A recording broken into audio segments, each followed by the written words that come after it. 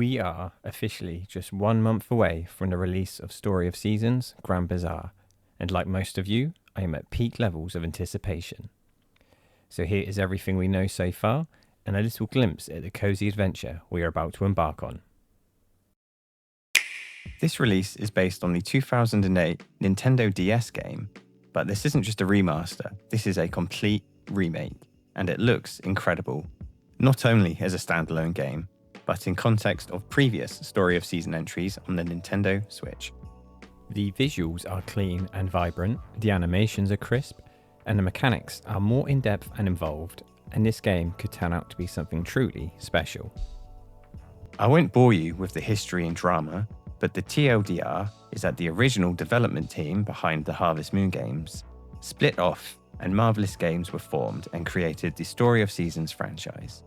But rest assured, they are the same developers from the original games in everything but game title. And the less we say about the modern Harvest Moon games, the better. If you've never played the original, then you are in for an absolute treat. And even if you have, the upgrades and modernization of game systems will only enhance your experience. As the newest arrival of the town of Zephyr, at the request of a quirky mayor, it conveniently falls upon your shoulders to return the town to its former glory. You know, as it does so often in life. And in return, you're given a free house and farm.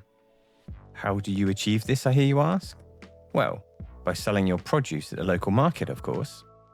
The main gameplay loop is your tried and tested farming sim experience, tending to your crops, looking after your animals, gathering materials, and trying to weave in your romance.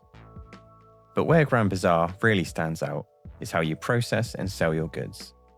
You will head to your local windmills and harness the power of wind in order to ferment items, manufacture jewellery, and grind crops back into seeds.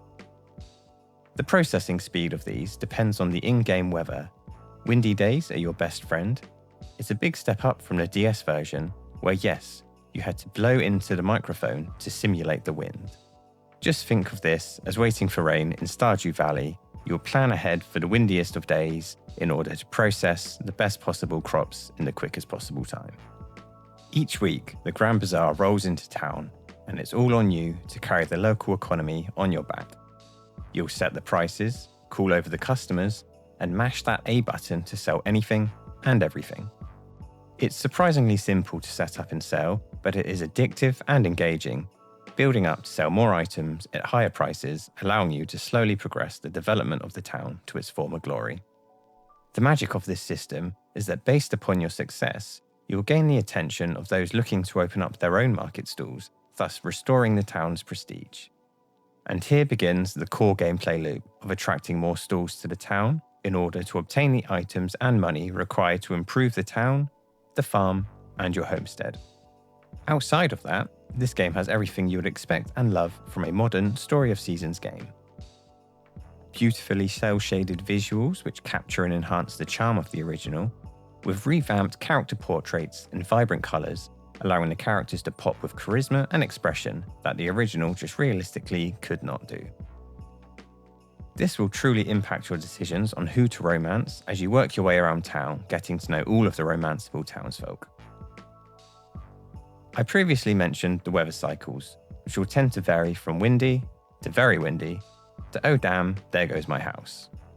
And whilst the wind is great for crafting, nature is not always your friend, and the town of Zephyr does occasionally experience hurricanes. An event you'll be warned about ahead of time, as you will have the option to windproof your personal crops as well as specific gathering areas outside of town. You will do this in order to reduce any damage and loss of progression to your crops. And a friendly reminder to lock up your pets. Yes, plural. You can purchase multiple pets from the bazaar and take them home to groom, pet, and play with. This is a mechanic that is really going to resonate with people and increase your emotional investment in your playthroughs. As for the soundtrack, it is exactly what you would come to expect. Calm, cozy, and full of hope and adventure, befitting each activity you partake in. My personal favourite is the Zephyr Town theme. Just listen.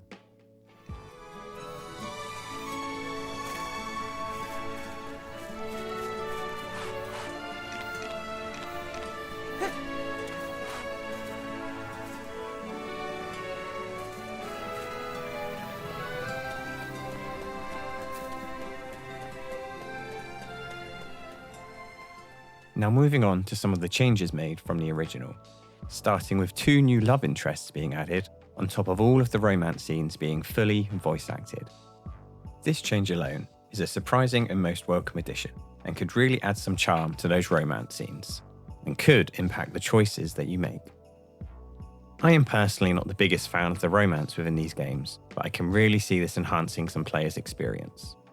And speaking of romance, yes, you can still start a family in this remake. And in contrast to the original, where your child looked the same regardless of the parents, children in this Switch version will take visual cues from both in regards to hair and eye colouring. This is a small but appreciated change. From what the developers have mentioned, the children will still grow in age, but only to a certain point, and whilst they did not specify what that was, it seems they remain in their adolescence for the playthrough. Other changes include new areas to explore, such as a beach, a more in-depth crafting system with new tools and special abilities, and a glider mechanic to take full advantage of the array of weather cycles to explore the world quicker and more imaginatively. And there are of course lots of quality of life changes, such as fixing a lot of the social interactions and adjusting the length of days. One seemingly small change that is much appreciated is being able to customise your market stall fully with new counters and decorations, whilst also being able to restock any items that you sell out of, a minor annoyance that was present in the original game. One intriguing addition is the implementation of new community events, such as the Horse Derby, a surprisingly fun little timed minigame, a crop show, and a heavily rumoured pet show, which could be an absolute game changer, and would seem to make sense now that you can not only have multiple pets, but also interact with them in a number of ways. Now we have no information on whether or not this will be a simple pageant or some form of talent or task-based event, but it is definitely one to keep an eye on. And with this in mind, I am sure there are still plenty of mechanics and events we still have no information on. That will be a great surprise once we finally get our hands on the game.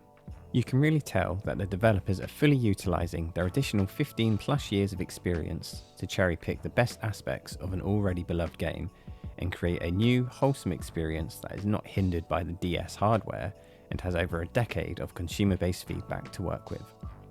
There is no doubt in my mind that this will be the best Story of Seasons installment we've had yet. 2 final changes are that you will have access to your storage at various spots throughout the world, and you'll be able to sort and organise your items as you please. And navigational changes have been made to help smooth out your daily routines. Upon opening the map, villager portraits will show their location, mood and interests, helping you figure out where to go and what you need to do.